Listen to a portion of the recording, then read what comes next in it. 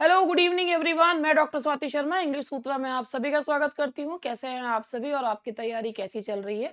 उम्मीद करती हूँ बढ़िया चल रही होगी। कल आप लोगों ने हमारी एक मैराथन देखी। 2 घंटे की, करीब 2 घंटे की मैराथन थी, जिसमें 100 क्वेश्चंस मैंने करवाए थे। और आज जो है वो आप लोगों के लिए एक हाफ मैराथन है, यानी कि 50 क्वेश्चंस की आप लोगों की सीरीज है। चलिए बिना टाइम वेस्ट करे स्टार्ट करते हैं। और आज है डे 10 और चलिए स्टार्ट करते हैं। ये रहा हमारा क्वेश्चन नंबर 1 और ये रहा क्वेश्चन नंबर 1। सबसे पहले क्वेश्चन नंबर 1 देखिए और फटाफट आंसर दीजिए कि choose the sentence that is grammatically and logically correct. Grammatically and logically correct इसमें क्या है? तो आप लोग क्वेश्चन को देखिए, स्कैन करिए बर्ड्स आई व्यू से और आपको दिख जाएगा कि पहला जो क्वेश्चन है उसका आंसर है आपका स्कार्सली हैड ही फिनिश्ड। तो स्कार्सली के साथ लगता है हैड और यहाँ पर scarcely had he finished when the crowd dispersed. तो स्कार्सली एडवर्ब है, उसके साथ लगता है भाई वहां पर एडवर्ब है तो उसके साथ हेल्पिंग वर्ब आएगा। और स्कार्सली हार्डली को फॉलो करता है व्हेन, जैसे नो सूनर को करता है देन। क्वेश्चन नंबर 2 पे चलते हैं। She said I wish I had listen to your advice. बिना टाइम वेस्ट करें फटाफट देखिए कि इसका इनडायरेक्ट नरेशन क्या होना चाहिए। तो ये इसमें आप लोगों को, जो मैंने ये पेपर बनाया है, ये पेपर 2018 को मॉडल मानकर बनाया गया है। पर देखिए एलटी का पेपर हुआ 2018 में ही है, उसके बाद कोई पेपर हुआ नहीं। तो भाई उसके और पेपर तो है नहीं कि प्रीवियस ईयर क्वेश्चन टाइप करवाए जाएंगे, तो उस पेपर को मॉडल मान के पेपर बनाना, यही मैंने काम इसमें करा है। तो आप लोग देखिए, तो सेकंड क्वेश्चन है शी सेड। आपका इसमें क्या होना चाहिए? तो she said that she wished she had listen to my advice. तो यहाँ पर क्या होना चाहिए? That is B, she said. और यहाँ पर पास्ट इंडेफिनिट टेंस को भाई प्रेजेंट को पास्ट में कर देंगे और हैड तो चेंज होगा ही नहीं। That she said that she wish she had listened to my advice. Choose a sentence that maintains correct tense harmony. He said that he will, he said that he would, he said that he meets. Question का answer बहुत आसान है, सामने ही दिख रहा है और that is B, क्योंकि जब ये पास्ट में है तो ये भी पास्ट में हो जाएगा and the answer is B. Identify the sentence where the use of would rather is correct. ये थोड़ा सा ट्रिकी क्वेश्चन है और मैंने इसको क्वेश्चन को कंफर्म करने के बाद ही आप लोगों के सामने ये क्वेश्चन लाई हूं। और आप बताइए इसका क्या होना चाहिए। आई would rather you leave now, I would rather you left now, I would rather you had leave now, I would rather you will leave now. आप में से कितने लोग इसका आंसर ए देंगे? बहुत सारे लोग देंगे और इसका आंसर जो है आपके हिसाब से होगा भी। अब चलिए मैं इस चीज को बता देती हूं।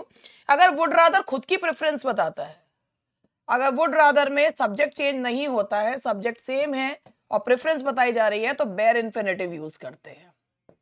लेकिन अगर वुड रादर के साथ सब्जेक्ट चेंज है, जैसे आई वुड रादर स्टे होम, जैसे ये है, तो वहां पे आई वुड रादर स्टे होम, तो भाई अपनी प्रेफरेंस बता रहे हैं तो आप बेयर इन्फिनेटिव लगाएंगे। लेकिन अगर आप वुड रादर के साथ सब्जेक्ट चेंज होता है तो क्या लगाएंगे? ये चीज मुझे आपको बतानी थी और यही चीज मैं आपको बताना चाहूंगी। जैसे अगर आप वुड रादर के साथ डिफरेंट सब्जेक्ट है तो वो हाइपोथेटिकल चीज हो जाती है। अगर सब्जेक्ट आपका डिफरेंट है, अगर सब्जेक्ट जो है सब्जेक्ट इज डिफरेंट, तो वो क्या हो जाता है? हाइपोथेटिकल सिचुएशन या सब्जंक्टिव सिचुएशन, वो सब्जंक्टिव हो जाता है। और सब्जंक्टिव हो जाता है तो उसमें क्या लगाते हैं? तो वहां पर लगाते हैं वर्ब की सेकंड फॉर्म। क्यों लगाते हैं? जैसे मैंने अभी ये वुड रादर का मतलब होता है पसंद करना, अधिक अच्छा समझना। अगर अपनी खुद की प्रेफरेंस बता रहे हैं, I would rather read than watch TV. और अगर किसी और के लिए प्रेफरेंस अबाउट समवन एल्स होता है तो वर्ब की सेकंड फॉर्म लगती है, इसलिए आएगा यहां पर B, I would rather you left now. तो भैया देखिए ये बीच बीच में ये पॉइंट से बता देती हूँ मैं, और अगर आपको अच्छे लगे तो बहुत अच्छी बात है, ना तो कोई बात नहीं। Choose the sentence free from error. बताइए, सारे सेंटेंसेस नहीं पढ़ने की मैं, आप पढ़ो और बताओ। नो सूनर के साथ, भाई नो सूनर भी एडवर्ब है, उसके बाद भी जो है इन्वर्जन लगना चाहिए। और नो सूनर को फॉलो क्या करता है? जैसे हार्डली स्कार्सली को व्हेन करता है, नो सूनर को देन करता है। वैसे तो नो सूनर के साथ डिड लगाते हैं, लेकिन अगर हैड आ रहा है और कोई और वो नहीं है तो वही चुन लेंगे। No sooner had the bell rung, ring rang rung, then the students rushed out. Past perfect tense and past indefinite tense. Transform into passive voice, people believe him to be honest. ये बहुत आसान है इसको। It is believed या he is it is believed that he is honest या he is believed to be honest. Identify the sentence that correctly uses a perfect infinitive to have plus verb की third form. He is said to have, इसे ऐसा कहा गया है कि वो अपना टास्क पहले जो काम पहले कंप्लीट हो जाएगा उसके लिए परफेक्ट इन्फिनेटिव लगाएंगे, कहा बाद में जाएगा। तो टू हैव प्लस वर्ब की थर्ड फॉर्म, तो ये होगा he is said to have completed the task. Each of the choose the correct sentence. देखिए कौन सा होना चाहिए, ईच ऑफ द कैंडिडेट्स। देखिए ईच ऑफ द कैंडिडेट्स आ रहा है तो ईच के बाद ऑफ आ रहा है तो नाउन तो प्लूरल आएगा, लेकिन वर्ब और आपका जो एडजेक्टिव होगा वो सिंगुलर लगेगा, इसीलिए इसका आंसर होगा बी। ये जो आपका एडजेक्टिव है, अगर नाउन के पहले आ रहा है तो एडजेक्टिव है। कौन सा एडजेक्टिव है, कौन सा है, पजेसिव एडजेक्टिव। एडजेक्टिव प्रोनाउन नहीं है, पजेसिव एडजेक्टिव है, और यहां पर वर्ब भी सिंगुलर लगेगा। Identify the correct transformation, hardly had he arrived when the meeting started. तो देखो ध्यान से देखना क्वेश्चंस को, आपको लग रहा होगा कि भाई नो सूनर से भी तो बन सकता है, तो नो सूनर के साथ देन आता है, होशियारो, सी नहीं आने का, इसलिए ए आएगा। As soon as he arrived the meeting started, और एज सून एज जो है वो कंजंक्शन है, कंजंक्शन वाला फ्रेज अगर पहले लगाओगे तो कॉमा लगाओगे। Choose the correct sentence where the subjective mood is correctly used. देखो भाई सब्जेक्टिव मूड का मतलब होता है प्रेजेंट सब्जेक्टिव होता है, जब जहां पर it is necessary, it is required, the जज ऑर्डर, तो जहां ना शुड का सेंस आ रहा होता है ना, वहां प्रेजेंट सब्जेक्टिव होता है, और वहां पे फॉर्म लगाते हैं बी ई बी। अब यहाँ पे क्या है, यहाँ पर एक गड़बड़ है, यहाँ पे प्रेजेंट सब्जेक्टिव में शुड छिपा रहता है, तो ये मान लो यहाँ ब्रैकेट होना चाहिए था। The judge ordered that the rule be followed, यहां पर be आता है और कुछ आता ही नहीं है, इसे कहते हैं प्रेजेंट सब्जेक्टिव। ट्रांसलेशन ले लो भाई। सबसे बड़ी बात यह है कि उसने सच नहीं बोला। The biggest thing, word for word translation नहीं करते हैं। The most important thing is that he didn't speak the truth, तो यहां पर आएगा the most important thing is that he didn't speak the truth. और उसके बाद अपने क्वेश्चंस के मार्क करना कि तुम्हारे कितने सही हैं, और बिल्कुल ऑनेस्टली ये जो छोटी मैराथन चल रही है मेरी, अब देर हो चुकी है, कुछ नहीं किया जा सकता, अब देर हो चुकी है, कुछ नहीं किया जा सकता, now it's too late, nothing could be done, किया जा सकता, can be done, now it's late, nothing can be done. Comma कैसे करेंगे, पहला है it's too late now, nothing can be done, तो यहां पर यही इसको सही बैठ रहा है, now it's late, nothing can be done. He is not as honest as he pretends to be। अब यहाँ पर तुम्हें दो चीजें जो है मिलती जुलती दिखेंगी, वह जितना ईमानदार दिखाई देता है उतना है नहीं, वह उतना ईमानदार नहीं है जितना वह बनता है। प्रिटेंड्स के लिए है शो ऑफ करना, बनना, तो इसीलिए इसका वह बनेगा डी, वह इतना ईमानदार है नहीं जितना वह बनता है, और इसमें है आगे आना चाहिए था, वह उतना ईमानदार नहीं है, एज उतना जितना, वह उतना ईमानदार है नहीं जितना वह बनता है। She would have helped you if she had known the truth। ये आपको पता है ये कौन सा सेंटेंस है, ये है आपका परफेक्ट जो आपका थर्ड कंडीशनल है, और इसमें जो आप ये है कि पास्ट की किसी कोई कंडीशन जो हो सकती थी मगर हो नहीं पाई, तो पास्ट कंडीशनल ही है, तो इसमें क्या यूज होता है, अगर उसे तुम्हारा अगर उसे सच्चाई पता होती तो वह तुम्हारी मदद करती। तो if she had known the truth, अगर उसे सच पता होता तो वह तुम्हारी, तो वह अगर उसे सच पता होता तो वह तुम्हारी मदद करती। तो यही इसका सही उत्तर है। क्वेश्चन नंबर 15 देखिए, which feature distinguishes a formal letter from an informal one most clearly. Which feature disting, भाई फॉर्मल लेटर और इनफॉर्मल लेटर, फॉर्मल लेटर का मतलब होता है जिसमें आपकी टोन जो होती है ना बहुत ही ज्यादा फॉर्मल होती है, you do not use contractions, colloquial language use नहीं करते, तो इन दोनों, और इनफॉर्मल में आपकी टोन जो होती है बहुत ही ज्यादा जो है फ्रेंडली होती है। अब बताओ इन दोनों में से यहाँ कौन से चारों ऐसे ऑप्शन है जो फॉर्मल को इनफॉर्मल से अलग करते हैं? Length of the letter, use of polite expression, objective tone. भाई सबसे बड़ी बात है, आपकी टोन ऑब्जेक्टिव होती है फॉर्मल लेटर में, इसमें कहीं से भी सब्जेक्टिव नहीं होती, दैट इज ऑब्जेक्टिव।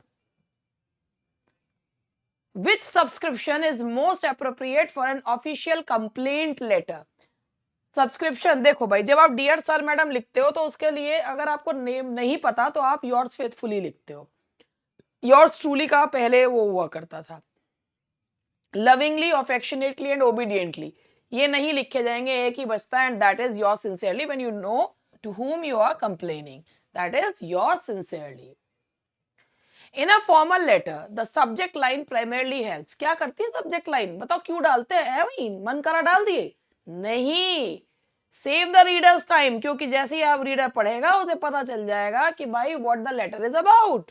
तो इसका आंसर है आपका B. A poem consisting of 14 lines. बाल बाल रुक जाओ 14 लाइंस देखते ही सोनेट मत लगा देना, पहले आगे का पढ़ लो। A poem consisting of 14 lines but lacking a fixed rhyme scheme would most likely be classified as। देखो भाई 14 लाइंस की पोयम है मगर राइम स्कीम नहीं है। सोनेट जितने भी होते हैं ना, उनमें जो होता है भाई, चाहे पेट्रियार्कन हो, चाहे स्पेंसेरियन हो या मिल्टॉनिक हो, शेक्सपियरियन हो, राइम स्कीम तो होती है, A B B A C D, A B B A C D, या A B C D E F G G, या इंटरलॉक्ड होती हैं। बिना राइम स्कीम का होगा तो फ्री वर्ड्स हो जाएगी, सोनेट नहीं होगा, और ऐसे ही घुमाया जाता है और तुमने भर दिया गोला और गोला हो गया गलत, तो ये होगा D. Which feature differentiates a Petrarchan sonnet from a Shakespearean sonnet? देखो भैया पेट्रियार्कन सोनेट जो होता है वो होते हैं, वो ऑक्टेव और सेस्टेट में बटा हुआ होता है, ठीक है, और यानी कि ए बी बी ए है ना, ए अब्बा अब्बा सी डी, और इसमें क्या होता है A B C D E F G G, तो यानी कि A B C D E F G G, couplet होता है, 3 क्वार्टरेंस और एक कपलेट होता है, ये शेक्सपियरियन होता है और ये पेट्रियार्कन होता है। तो क्या होता है, that is structural division, that is structural division. Terza Rima, Rima आया वर्ड, रिमा से समझ जाओ क्या होता है, रिमा मतलब इटालियन, और जब इटालियन होगा और उसमें होगा क्या, टर्जा रिमा का क्या होता है, ए बी सी डी ऐसे, यानी कि जो आपका बीच का होता है वो जो सेकंड लाइन होती है वो दूसरे टर्सेट की पहली और तीसरी लाइन से मिलती है, तो इसे बोलते हैं इंटरलॉक्ड। तो ये होता है interlocking rhyme scheme, A B C D C ऐसे चलती रहती है। A poem mourning the death of a public figure and using pastoral imagery is best described as। कौन होगा ऐसा जिसको इसका आंसर नहीं पता होगा, बताओ, और इसका आंसर है pastoral elegy, that is pastoral elegy. Which statement about blank verse is most accurate?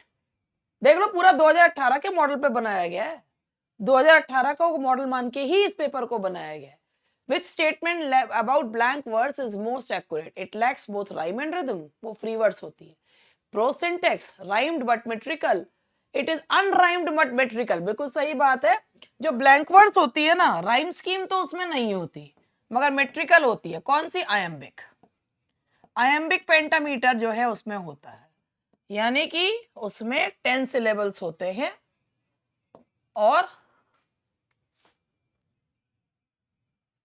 the term metaphysical poets was originally used with a tone of admiration, neutrality, criticism या celebration. Done affects metaphysics. तो तुम ही बता दो भाई, ये जो है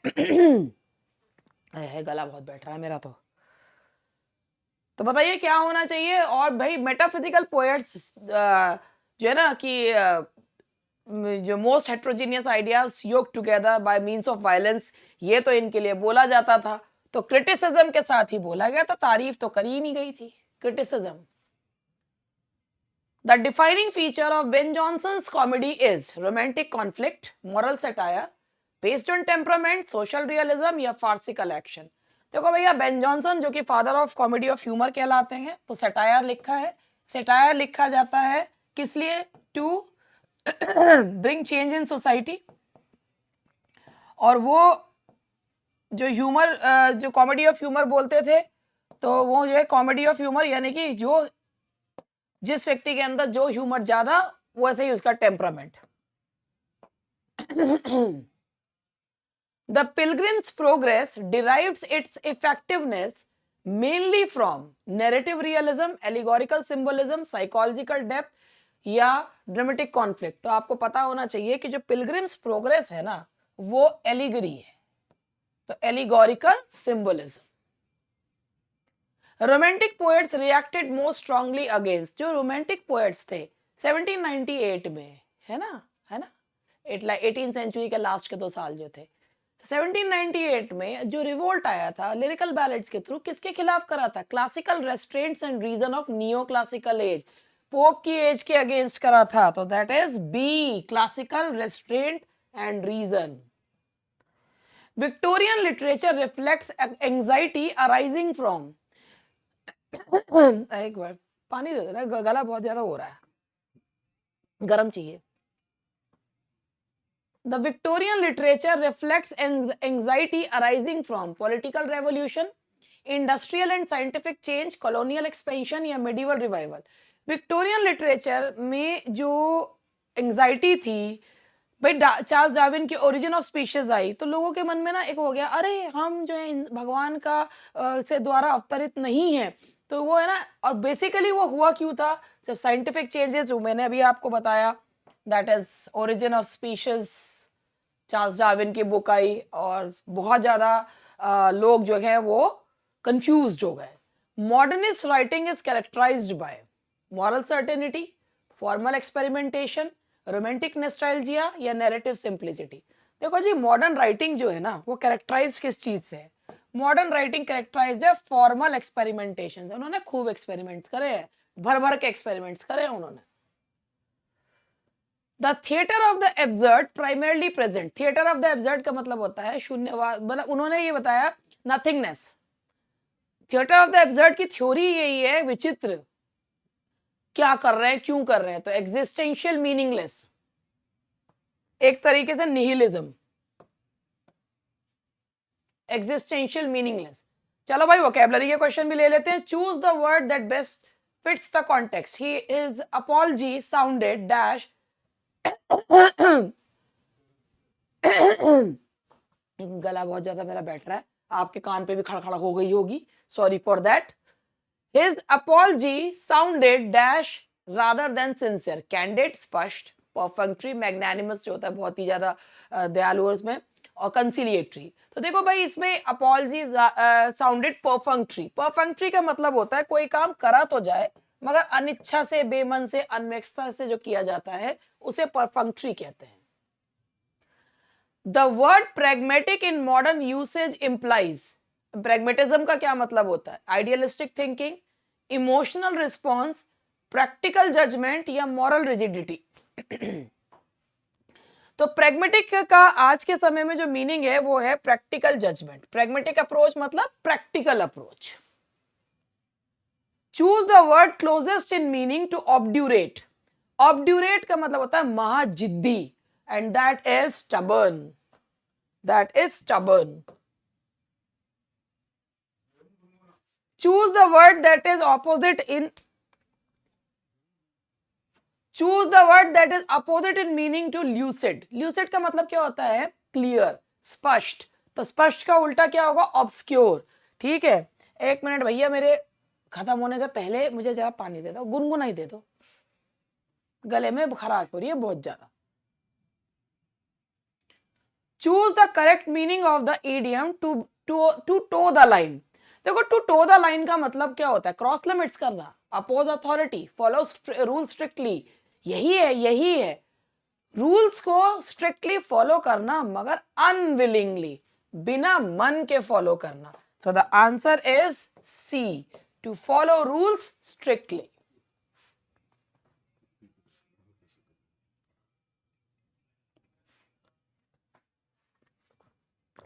गला में खराश हो जाती है मेरे बोलते बोलते बोलते।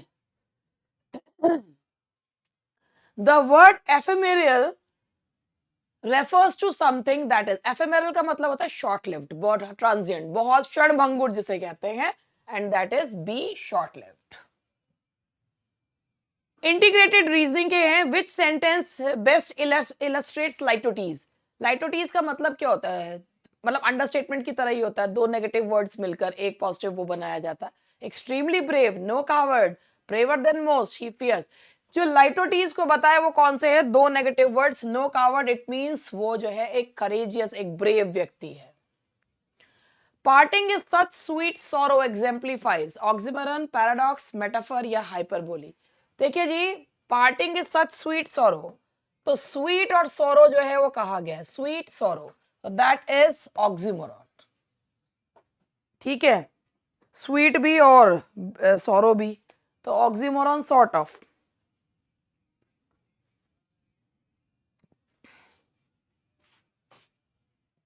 A dramatic monologue differs from a soliloquy because it. देखो ड्रामेटिक मोनोलॉग में सोलिलोकी में क्या अंतर होता है, it's spoken allowed, involves implied listener, reveals inner thoughts, appears in drama only. सबसे पहली बात यह है, ड्रामेटिक मोनोलॉग जो होता है वो बोला जाता है, मगर उसकी बात यह है कि ड्रामेटिक मोनोलॉग में स्पीकर होगा, लिसनर होगा ही होगा. If there is no listener there will be no dramatic monologue. Which work is best described as a collective biography? देखो बायोग्राफी जो होता है, बायोग्राफी पर्टिकुलर लोगों की लाइफ्स पे होती है और it tells about the history of some nation. और इसमें कलेक्टिव बायोग्राफी जो है वो है लिटन स्ट्रेची की eminent Victorians. Coffee house culture contributed most directly to the rise of. Coffee house culture 18th century किस चीज को जन्म दिया, पीरियोडिकल एसेज. आपने अपने इसमें पढ़े भी होंगे, स्पेक्टेटर्स क्लब और sir Roger at home, will Wimble, ये पीरियोडिकल एसेज है. और कहते हैं स्पेक्टेटर के बारे में तो ये कहा जाता है कि बिना स्पेक्टेटर के लोगों का ब्रेकफास्ट ही पूरा नहीं हुआ करता था. Choose the sentence that avoids ambiguity. I saw the man with the telescope. ठीक है भाई, मैंने एक आदमी देखा टेलीस्कोप के साथ. Using the telescope I saw the man was seen with the telescope. अब देखो एम्बिगिटी वही वाली है कि पत्नी ने रोते हुए पति को उठाया. ये आज मुझसे किसी ने पूछा था और शायद यह फेसबुक पे आया था, पत्नी ने रोते हुए पति को उठाया, तो रो कौन रहा है, पत्नी रो रही है कि पति रो रहा है. तो सेम वही चीज है, I saw the man with the telescope यानी कि मैन विद द टेलीस्कोप है. Using the telescope I saw the man, वो एम्बिगिटी को, इसे टेलीस्कोप की सहायता से मैंने आदमी को देखा, तो answer is B. Which sentence shows correct parallelism. इसका मतलब होता है एक ही फॉर्म ऑफ वर्ब्स का यूज करना. तो she likes reading, writing and to paint. She likes सारा व्हाट, सारा जेरेंट्स है, एक इन्फिनेटिव आ गया, गलत. Reading, writing and painting, she likes to read, write, ये फिर वही गड़बड़ है सी में भी. रीडिंग टू राइट एंड, तो भैया बीच में काहे को होगा, तो पैरेललिज्म यही है, reading, writing and painting. Identify the sentence which with correct emphasis. Only he said, he was wrong, he said, he only said. इसका मतलब ये उसने केवल इतना कहा कि वो गलत था, and that is B. Emphasis only ठीक उस चीज के पार्ट ऑफ स्पीच के पहले लगता है जिस पे वो एम्फेसाइज करता है. Which construction is grammatically superior? Being tired, the work was stopped. The work being tired होगा ना, अगर आप यहाँ पे इसको ऐसे लगाओ, इस पार्टिसिपल का अगर ये सब्जेक्ट बना लो तो ये डेंगल्ड सब्जेक्ट होगा. अगर इसके आगे लगाओ ही बीइंग टायर्ड, तो ये बिल्कुल सही है, डेंगल्ड पार्टिसिपल ये नहीं है. So the answer is B. Which sentence demonstrates correct use of as if? As if मतलब होता है मानो.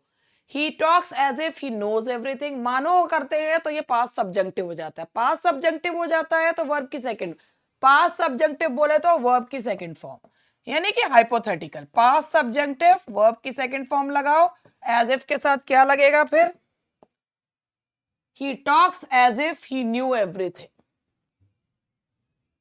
Choose the correct idiomatic sentence. He made a fast decision. He made a fast decision. He took a fast. He took a quick decision. तो सही है, he made a quick decision. He made a quick decision. Which sentence maintains formal register. अब आपके दिमाग में आया भी formal register का मतलब क्या होता है, तो लेट मी टेल यू कि फॉर्मल रजिस्टर का मीनिंग क्या होता है। देखिए, फॉर्मल रजिस्टर का पहले मतलब समझिए, इम्पर्सनल टोन होनी चाहिए। फॉर्मल रजिस्टर मतलब, ये जो वर्ड आ रहा है फॉर्मल रजिस्टर, इसका मतलब होता है impersonal tone. Impersonal tone, polite distance,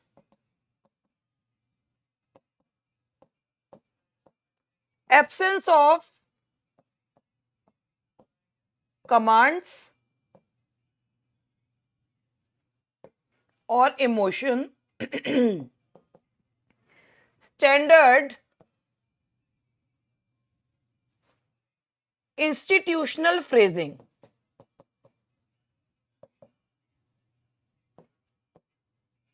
standard institutional phrasing और avoidance of casual expression, avoidance of casual expression. तो अब जरा यहां पे इसको देखिए, please do the needful.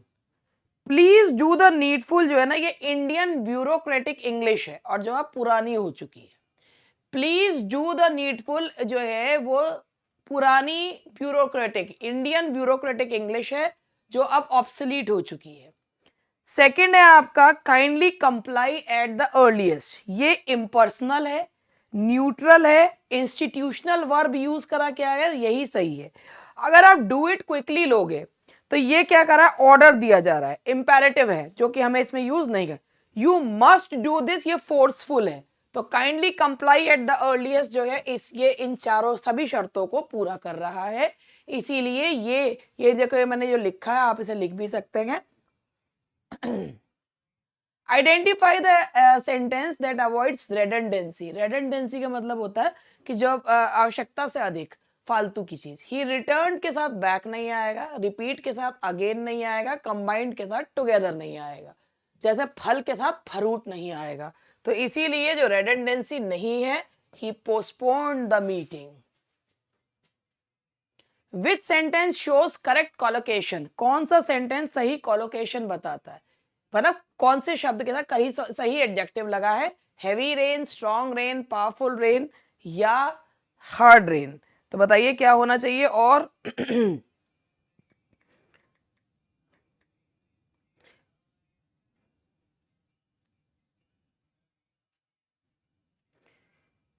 combination of words in a language that happens very often and more frequently than would happen by chance।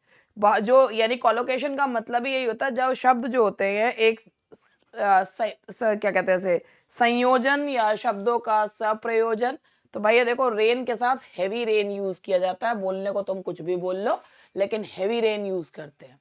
Which sentence reflects objective tone, objective tone कौन सा sentence बता रहा है। I strongly feel this is unfair, this appears to be unjust, I hate this decision, the decision annoys me।